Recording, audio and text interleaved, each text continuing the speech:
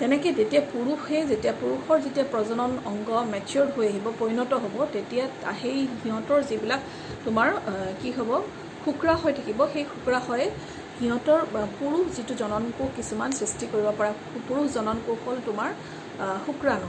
তো সেই শুক্ৰাণু সৃষ্টি কৰিব পৰা মানে কি হ'ব, শুক্ৰাণুবোৰ মেচিয়ৰ মানে কি কয় এইটো পুৰঠ শুক্ৰাণু সৃষ্টি কৰিব পৰা আৰু নিঃসৰণ কৰিব পৰা কেপাচিটি হ'ব। ঠিক তেনেদৰে তোমাৰ ফিমেলৰ ক্ষেত্ৰত সিহঁতৰ ডিম্বাশয়ত তোমাৰ দুইফালে যিটো ডিম্বাশয় থাকে, সেই ডিম্বাশয়ত তোমাৰ কি হয়, পুৰঠ তোমাৰ ডিম্ব সৃষ্টি আৰু নিঃসৰণ কৰিব পৰা কেপাচিটি থাকে। তোমালোকে কিতাপত পঢ়ি চালে পাবা যে এজনী ছোৱালীৰ জন্মৰ সময়তে তাৰ ডিম্বাশয়ত তোমাৰ কি হয়, তোমাৰ অজস্ৰ হাজাৰ হাজাৰ তোমাৰ ডিম্ব, অপৰিণত ডিম্ব থাকে।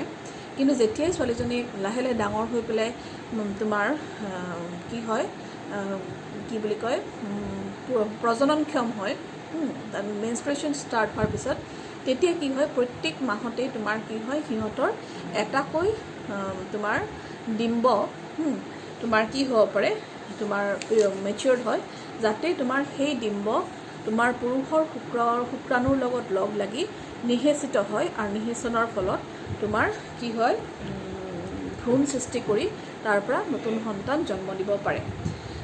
তেতিয়া কি হয়, প্ৰত্যেক মাহত যিহেতু তোমাৰ এটাকৈ তোমাৰ কি হয়, ডিম্ব উৎপন্ন কৰে এজনী পৰিণত প্ৰজননক্ষম নাৰীৰ ডিম্বাশয়ে, তেতিয়া যদি সেই পৰিণত ডিম্বাণু, যিটো ডিম্বাণু তোমাৰ ক্ষৰণ কৰে, ডিম্বাশয়ে ক্ষৰণ কৰে, তো সেই যদি ডিম্বাণুটো যদি তোমাৰ শুক্ৰাণুৰ লগত লগ লাগে, তেতিয়া সেই লগ লগা প্ৰক্ৰিয়াটোক কোৱা হয় নিষেচন।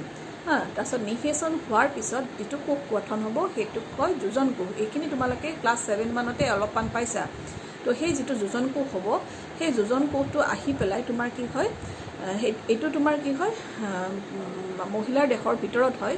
তো সেই যোজন হোৱাৰ পিছত তোমাৰ যোজন কোষটো লাহে লাহে ডিম্ববাহী নলীৰ পৰা আহি পেলাই তোমাৰ ক'ত থিতাপি লয়, তোমাৰ কি কয়, যিটো গৰ্ভাশয় বা ইউটেৰাছ আছে বা যাক জৰায়ু বুলি কোৱা হয়, তাত থিতাপি লয়। আৰু তেতিয়া তোমাৰ জৰায়ুৰ বেৰখন তোমাৰ কি হয়, যিটো জৰায়ুটো এটা মোনাৰ নিচিনা অংশ, তো জৰায়ুৰ বেৰখন ডাঠ হৈ আহে। কিয় ডাঠ হৈ আহে, যাতে সেই নিষেচন হোৱা যোজন কোষটোক সি পৰিপুষ্টি দিব পাৰে, ছাপৰ্ট দিব পাৰে, ছাপৰ্ট মানে তাত মানে সি ধৰি ৰাখিব। আৰু তাতেই তোমাৰ সেই যোজন কোষটো বিভাজিত হৈ কোষ বিভাজন হৈ তোমাৰ 32টা কোষৰ এটা ভ্ৰূণ সৃষ্টি কৰিব। ভ্ৰূণ সৃষ্টি কৰাৰ পিছত তোমাৰ কি হ'ব, সেই কোষপিণ্ডটোৰ তোমাৰ কি হ'ব, সেইটো যিটো ভ্ৰূণ বুলি ক'ব, তাৰ 3টা লেয়াৰত ভাগ হৈ যাব।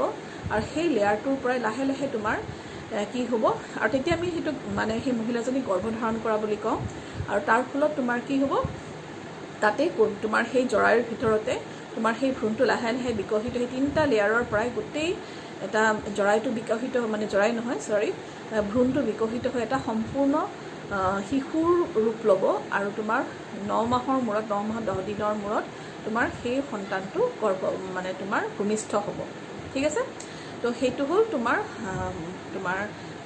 মানুহৰ জন্মৰ প্ৰক্ৰিয়াটো, প্ৰজননৰ প্ৰক্ৰিয়াটো। এতিয়া চাবা, যদি সেই প্ৰতি মাহত যেতিয়া তোমাৰ কি হয়, সেই যিটো ডিম্বাশয়ৰ পৰা, নাৰীৰ দেহৰ ডিম্বাশয়ৰ পৰা ডিম্বাণু নিঃসৰণ হয়, তো সেই নিঃসৰণ হোৱা ডিম্বাণুটো যদি পুৰুষৰ শুক্ৰাণুৰ লগত লগ নালাগে, অৰ্থাৎ নিষেচিত নহয়, তেতিয়া কি হ'ব, সেই ডিম্বাণুটো ৱেষ্টেজ হয়। যিটো মানে তোমাৰ আমাৰ প্ৰজনন ভাত ৱেষ্টেজ অফ, মানে তোমাৰ এইটো কি বুলি ক'ম, আমাৰ ৱেষ্টেজ হয় আৰু ডিম্বাণুটো। তো সেই ডিম্বাণুটো কি হ'ব, যেতিয়া তোমাৰ ইতিমধ্যে তোমাৰ জৰায়ুৰ বেৰখন সি প্ৰিপেয়াৰ হৈ থাকে, তাৰমানে ডাঠ হৈ থাকে, যেতিয়া সি নিষেচিত নহয়, তেতিয়া কি হয়, সেই ডিম্বাণুটোৰ সৈতে তোমাৰ জৰায়ুৰ বেৰখন তোমাৰ ভাঙি ছিগি তোমাৰ সেই মানে ভাঙি পেলাই, গলি পেলাই সি যোনি পথেৰে ওলাই যায়।